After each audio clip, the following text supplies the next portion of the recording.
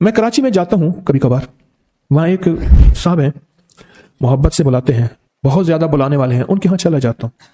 میں نے دیکھا تو ان کا بھائی جو ہے ایسے چل رہا تھا تو ہاتھ میں تسبیح تھی، بات تھوڑی کرتا تھا، تسبیح زیادہ پڑھتا تھا۔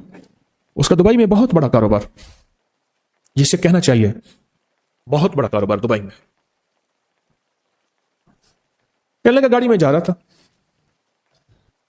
کچھ لوگ آئے، گاڑی کا دروازہ کھولا، بیٹھے، مجھے لے گئے، پھر میرے گھر والوں کو مہینوں پتہ نہ چلا، اور اس کے بعد بڑی اذیتوں کے بعد میں چھوٹا۔ اب وہاں بیٹھ کے پھر اللہ ہی تھا تنہائی میں، اور تو کچھ تھا ہی نہیں۔ کہا کہ وہ اللہ سے ذکر کرنے اور باتیں کرنے کی ایسی کوئی مجھے عادت سی پڑ گئی ہے، اب لوگ مجھے کہتے ہیں کہ آپ جیل کی اذیتوں کی وجہ سے خاموش ہو گئے ہیں۔ میں لوگوں کو لاکھ کہتا ہوں، نہیں وہ مانتے نہیں۔ جیسے نا بندہ کوئی غم کی وجہ سے بعض اوقات نا چپ ہو جاتا ہے، وہ کیوں کہتے ہیں اسے چپ لگ گئی ہے، خاموش ہو گیا ہے۔ کہا کہ میں لوگوں کو کہتا ہوں نہیں، میں جیل کی وجہ سے خاموش نہیں ہوں۔ اس قید نے، اس جیل نے میرے اوپر جو آزمائش بھیجی ہے، اس قید نے اور جیل نے میرے اوپر جو آزمائش بھیجی ہے، اور میں پھر وہاں ذکر کا عادی بنا، دعاؤں کا عادی بنا، تسبیح کا عادی بنا، اعمال کا عادی بنا، اور وہ عادت سی پڑ گئی ہے، اور وہ عادت سی ایسی پڑی ہے کہ بس سارا دن اب اسی میں لگا رہتا ہوں، سارا دن اب اسی ذکر میں اور اسی یاد میں لگا رہتا ہوں۔ کہیں ایسا نہ ہو ہم بھی اگر ذکر سے غافل ہوئے، تسبیح سے غافل ہوئے، کوئی خدا نہ خاصہ ایسی آزمائش آ جائے اور پھر ہم ذکر اور تسبیح اور اعمال کے عادی بن جائیں، اللہ سے عافیت مانگے۔ اور اگر ہماری زبانوں پہ تسبیح ذکر آ گیا ہے عافیت کے دنوں میں، تو سمجھ لیں یہ اس کی عطا ہے، یہ اس کی نعمت ہے، یہ اس کی کریمی ہے، یہ اس کا فضل ہے۔ اس نے بہت بڑی آزمائش سے پہلے ہمارے اوپر اتنا کرم کر دیا، اس کا بہت بڑا کرم ہے۔ اس لیے اللہ جل شانہ کے حبیب کملی والے نے آزمائشوں سے پناہ مانگی ہے۔ اللہم انی اعوذ بک من جہد البلا، آزمائش، کوئی بلا آ جائے، ودرک الشقاء، شقاوت میں میرا نام آئے، بدبختی میں، یہ بھی آزمائش ہے، وسوء القضاء، میرے لیے ایسے فیصلے ہونا شروع ہو جائیں جو مجھے برباد کر دیں، ایک کے بعد دوسرا میرے حق میں فیصلہ، میرے خلاف فیصلے سارے، وشماتۃ الاعداء، اور ایسا وقت میرے آزمائش نہ آئے کہ دشمن تالیاں بجائیں، دشمن ہنسیں اور میرا مذاق اڑائے۔ اس لیے میرے آقا نے، میرے حضور نے آزمائشوں سے پناہ مانگی ہے، عافیت مانگی ہے۔ اللہم انی اعوذ بک من زوال نعمتک، اللہ نعمت دی پھر اس کا زوال آ گیا، وتحول عافیت، عافیت دی وہ تو نے چھین لی۔ اللہم انی اعوذ بک من زوال نعمتک وتحول عافیتک وفجاءت نقمتک وجمیع سخطک، اے اللہ کو میرے اوپر ایسے حملے ہوں اور سختیاں میرے اوپر شروع ہوں، مولا میں اس سے پناہ مانگتا ہوں۔ میں مانگتا کیا ہوں؟ ربنا آتنا فی الدنیا حسنۃ، اس سے دنیا کا بہترین پیکج مانگتا ہوں، اور فی الآخرۃ حسنۃ، تو اس سے آخرت کا بہترین پیکج، شاندار، لاجواب، بہترین۔ ہاں، آزمائشیں، مصیبتیں، تکلیفیں، حوادث، حادثات، ناکامیاں، بیماریاں، پریشانیاں میں نہیں مانگتا مولا۔ اللہم انی اعوذ بک من الہم والحزن، ہم کہتے ہیں ٹینشن کو، انزائٹی کو، اسٹریس کو، ڈپریشن کو، اندر غم ہے باہر پتہ ہی نہیں، اس کو ہم کہتے ہیں، اور حزن کہتے ہیں جس پہ ہائے ہائے ہو۔ اے اللہ میں تجھ سے اندر کا دکھ جو مجھے دیمک کی طرح کھائے، اور باہر کا دکھ جو مجھے تڑپائے، اندر کا دکھ کھائے اور باہر کا دکھ تڑپائے، اے اللہ میں اس سے پناہ مانگتا ہوں۔ ہم والحزن، عجز والکسل، ایسا کہ میں عاجز ہو جاؤں یا میرے اوپر سستی غالب ہو جائے۔ کتنے لوگ ایسے ہیں ان کے اوپر سستی غالب ہے، بہت بڑی مصیبت ہے زندگی کی۔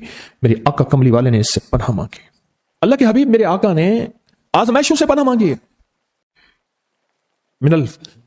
اللہم انی اعوذ بک من الفقر والکفر، اے میرا مولا مجھے کفر سے اور فقر سے بچا۔ فقر ایسا، غربت ایسی آئے کہ میرے ذہن میں ہر وقت لوگوں کی جیب پہ نظر ہو، ہر وقت لوگوں کی جیبوں پہ نظر ہو۔ یہ دو وقت میں ہوتا ہے، ذہن نشین رکھیے گا، اس فقیر کا تجربہ ہے۔ ایک جب طمع بڑھ جاتا ہے، لالچ بڑھ جاتی ہے، اس وقت لوگوں کی جیبوں پہ نظر ہوتی ہے۔ جب فقر بڑھ جاتا ہے، غربت اور تنگ دستی اور فقیری بڑھ جاتی ہے، پھر لوگوں کی جیبوں پہ نظر اس کی ہوتی ہے اور اللہ کے خزانوں پہ نظر نہیں ہوتی یا کم ہوتی۔ اے میرا مولا مجھے فقر سے بچا اور کفر سے بچا، کہ ایسا وقت نہ آئے मैं अपना दीन बेच बैठूं, अपना ईमान बेच बैठूं। हमारे एक मुखलिस थे अब्दुल वहीद सुलेमानी साहब रहमतुल्लाह अलैह, कहने लगे अनारकली में मेरा एक दोस्त था, तो मैं उस दोस्त के साथ जिंदगी गुजरी, पंजाब यूनिवर्सिटी में इकट्ठे पढ़ते थे। तो फिर पता चला कि वो बहुत मालदार हो गया। इस्लामाबाद के एक बहुत बड़े सेक्टर में गया तो उसका घर देखा, गाड़ियां, बड़ा घर, और यहां उसके पास एक पुरानी सी पतलून होती थी और गुर्बत होती थी, और अनारकली के किसी ऊपर चुबारे के किसी कमरा लिया हुआ था। तो मैंने उसका नाम लेके पूछा, ये क्या? उसने ऐसे सीने पे हाथ रख के कहा, बस यही बेचा है, अब बाकी सब ठीक है, सीने पे ईमान बेचा है, सब कुछ मिल गया। अल्लाह मेरे पर वो वक्त ना ला जब मेरे ऊपर फक्र गालिब आ जाए या कुफ्र आ जाए। मेरे आका कमली वाले ने आजमाइशों से पनाह मांगी, और आप हजरात कितने खुशकिस्मत हैं, उसकी शान करीमी अल्लाह ने आजमाइशों से बचाया, और इंशाअल्लाह इन नाम की बरकतों से, इन दुआओं की बरकतों से, इन तस्बीहों की बरकतों से, इस अल्लाह के नाम लेने की बरकत से इंशाअल्लाह अल्लाह और आजमाइशों से बचाएगा। अल्लाह ने बगैर आजमाइशों के हमें अपना नाम दे दिया, अपने नाम की तस्बीह दे दी, अपना जिक्र दे दिया, अपनी यादें दे दी। किसी जगह मुंह से अल्लाह निकल जाता है, कहीं रहमान निकल जाता है, कहीं बिस्मिल्लाह निकल जाता है। अबू अब्दुल्लाह मगरबी फरमाते हैं, मैंने रसूलुल्लाह सल्लल्लाहु अलैहि वसल्लम को ख्वाब में देखा, अर्ज किया मुझे अल्लाह से एक हाजत है, किस वसीले से दुआ मांगू? अर्ज किया मुझे अल्लाह से एक हाजत है, किस वसीले से दुआ मांगू? कोई अमल बता दें, कोई वसीला बता दें आका। मैंने हुजूर से ख्वाब में सवाल किया, तो आपने इरशाद फरमाया, जिसको भी अल्लाह से कोई हाजत हो उससे चाहिए वो सजदे करे, यानी 2 रकात अदा करे, और सजदे की हर रकत में 40 मरतबा आयत करीमा पढ़े, जो मैं अमल में बताया करता हूं, ला इलाहा इल्ला अंता सुब्हानका इन्नी कुन्तु मिनस सालिम। जब भी कोई मुश्किल हो, उलझन हो, परेशानी हो, कोई तकलीफ हो, कोई मसला हो, तो मेरे हुजूर ने फरमाया कि तू ऐसा कर, तू ऐसा कर, तू क्या कर, तो नफिल पढ़, हर रकात में सुभान रब्बियल आला के बाद 40 मरतबा आयत करीमा पढ़, और पढ़ ऐसे डूब डूब के, मांग मांग के, गिड़गिड़ा के, भिखारी मोहताज साइल और मंगता बन के पढ़। और हदीस में आया कि कोई मुसीबत ज़दा उसको नहीं पढ़ता जिसकी मुसीबत दूर नहीं होती। आयत करीमा को फरमाया कोई मुसीबत ज़दा अगर पढ़ ले उसकी मुसीबत दूर होती है। और एक और हदीस में है कि कभी ऐसा नहीं हुआ कि किसी मुसलमान आदमी ने किसी चीज के लिए उसे पढ़ा हो और उसकी दुआ कबूल ना हुई हो, और इसको तिर्मिज़ी और निसाई ने रिवायत किया है। मेरे आका फरमाते हैं कि मैं जब शब मिराज में मेरा एक शख्स पर गुजर हुआ जो नूर अर्श में छुपा हुआ था, अर्श के नूर में इतना डूबा हुआ था, खुद छुपा हुआ था अर्श के नूर में। मैंने पूछा, यह कौन है? या कोई फरिश्ता है? फरमाया नहीं। मैंने कहा तो फिर ये कौन है? फरमाया एक इंसान है। जब दुनिया में था तो याद खुदा उससे उसकी जुबान पर तरोताजा रहती थी, इसका दिल मस्जिद में लगा रहता था। आज अल्लाह के हुजूर ये नूर अर्श के नूर में इतना डूबा है कि खुद छुप गया। 2 चीजों की वजह से, एक, इसकी जुबान हर वक्त अल्लाह की याद से तरोताजा रहती थी। जो दम गाफिल सो दम काफिर, मैंने मुर्शिद सबक पढ़ाया हो। हुजूर कहते मैं मुर्शिद के पास गया, मैंने कहा हजरत को नसीहत फरमा दें।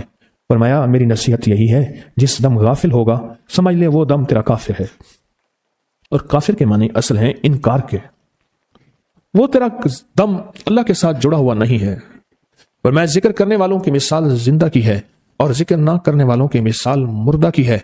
खालिद बिन वलीद ने फरमाया एक तरफ हजारों थे और फरमाया मुझे चंद दे दें। तो पूछा आपको चंद क्यों दें? कहा वो सारे मुर्दा हैं, वो कलमा पढ़ने वाले नहीं थे, वो सारे मुर्दा हैं, मुझे चंद कलमा पढ़ने वाले दे दें, ये सारे जिंदा हैं और ये गालिब आएंगे। और यही हुआ और ये कलमा पढ़ने वाले गालिब आ गए। आपने फरमाया कि गाफलों के दरमियान अल्लाह की याद में लगा रहने वाला ऐसा है जैसे खुश्क दरख्तों के दरमियान सब्ज दरख्त हो। और जो गाफलों की जमात में जो खुदा की याद में लगा रहता है, अल्लाह ही उसको जन्नत में ठिकाना दिखाएगा। इस वीडियो को लाइक और शेयर करें, अब करें YouTube चैनल को सब्सक्राइब करें और रोजाना ज्यादा से ज्यादा सब्सक्राइब करवाएं। आप दूसरों के लिए सदका जारिया बनेंगे। अल्लाह पहले आप